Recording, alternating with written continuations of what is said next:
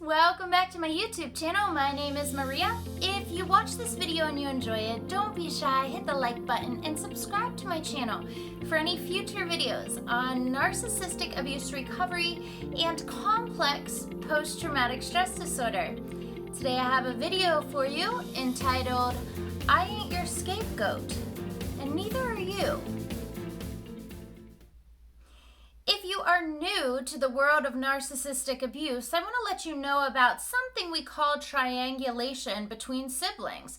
This is where a narcissistic parent or caretaker divides their children and turns them against each other initially.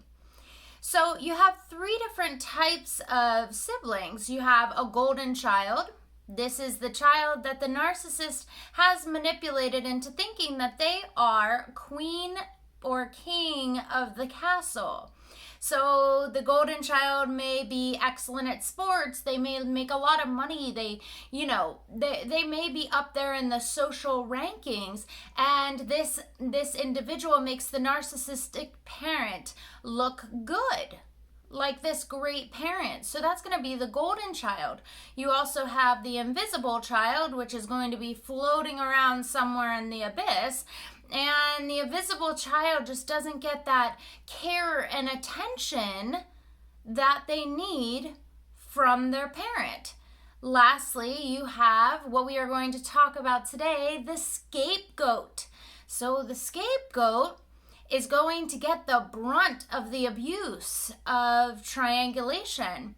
They're definitely the child that is not easily manipulated, but, they're not the golden child that's winning the awards and, making the narcissistic parent look like they're the most amazing parent in the world, winning Parent of the Year. The scapegoat is going to be the one that, the parent abuses the most. So as we go through the process of researching narcissistic abuse, or, maybe we're a little bit longer, farther along in our healing journey to where we've gone no contact, we have all of our research in line, we've joined support groups, and we understand everything there is to know at this point about narcissistic abuse. So if that's where we are, then I just commend you on your healing journey, because healing from narcissistic abuse, especially if you have CPSD, which is complex post-traumatic stress disorder from long-term emotional abuse, this is not an easy road, right? It's a really hard process to heal from emotional abuse, this sort of trauma. Sometimes you go through the healing journey and you're like, is this gonna end? Is it gonna end? Am I going to have these compulsive, negative, inner critic thoughts for the rest of my life? Am I going to feel this toxic shame forever? Am I always going to have social anxiety? Am I going to be abandoning myself and feeling as if I'm going to be abandoned by everyone in my life forever? Well, the answer to that is, it's a long and bumpy road healing from narcissistic abuse. But no, you're not going to feel like that forever, just as long as you don't give up on yourself. If you are a scapegoat out there, I want you to know that you were the scapegoat for a reason. You were chosen as the scapegoat because you were someone that was not easily manipulated by your narcissistic parent. They saw something in you that they were jealous of. They didn't like how you were so emotionally intelligent. They didn't like how you were carefree and kind. They felt as if you needed to be knocked down off of a pedestal that they wish that they were on. This is the reason why you were emotionally abused. You were just too good. So I don't want you to forget that. I know the healing journey may knock you down. It's like a big wave that just knocks you over and over again. Don't lose who you really are. You are strong.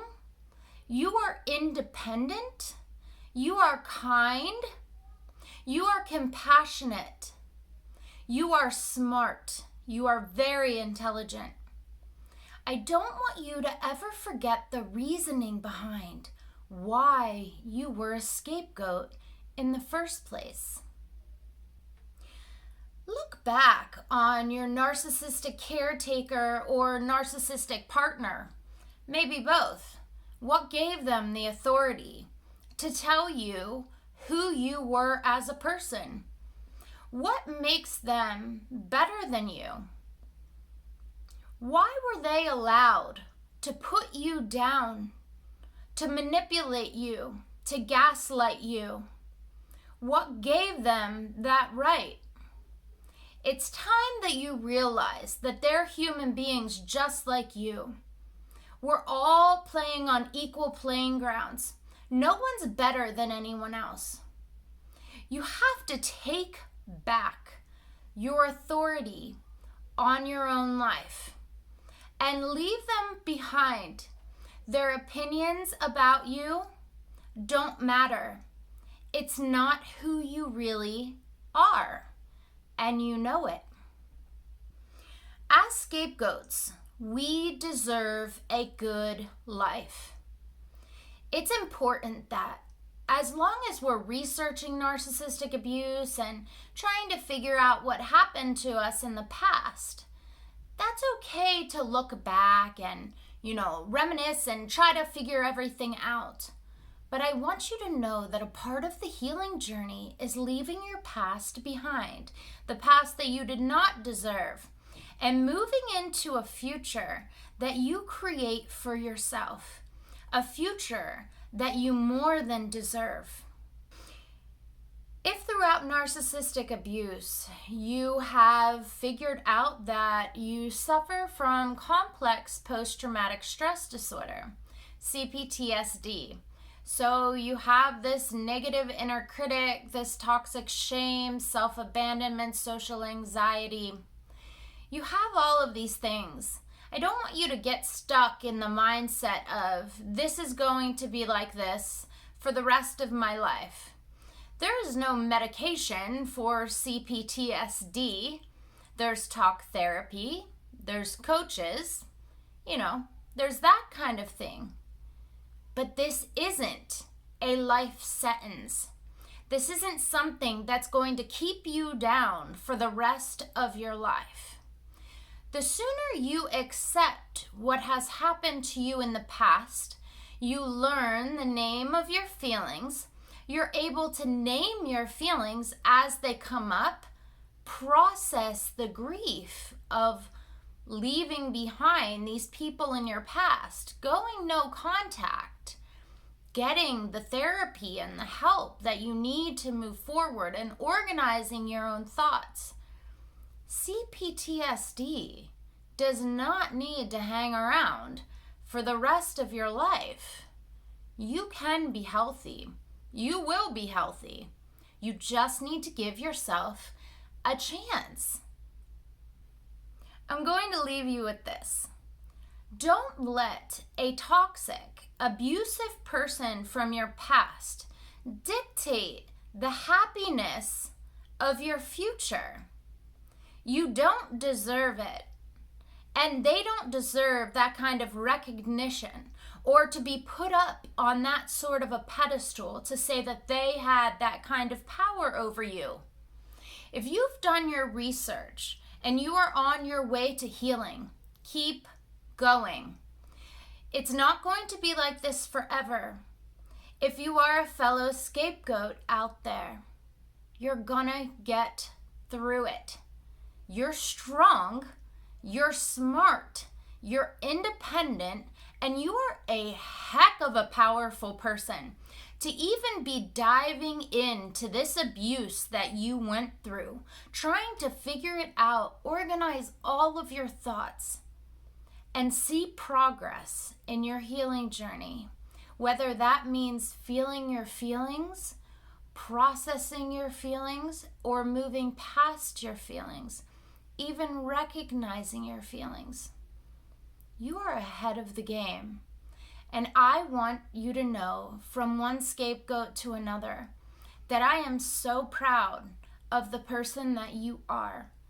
I couldn't be more proud to be a scapegoat, because that means that someone saw something in me that they wanted themselves.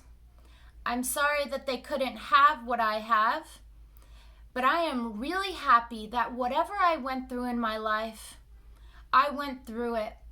I felt my feelings. I never stopped living, and I will go on to have a happy future, because I am not your scapegoat. Okay guys, thank you so much for watching my video today. If you enjoyed it, don't be shy, hit the like button, subscribe to my channel for any future videos on narcissistic abuse recovery and complex post-traumatic stress disorder. And as always, I wish you all the love in the world.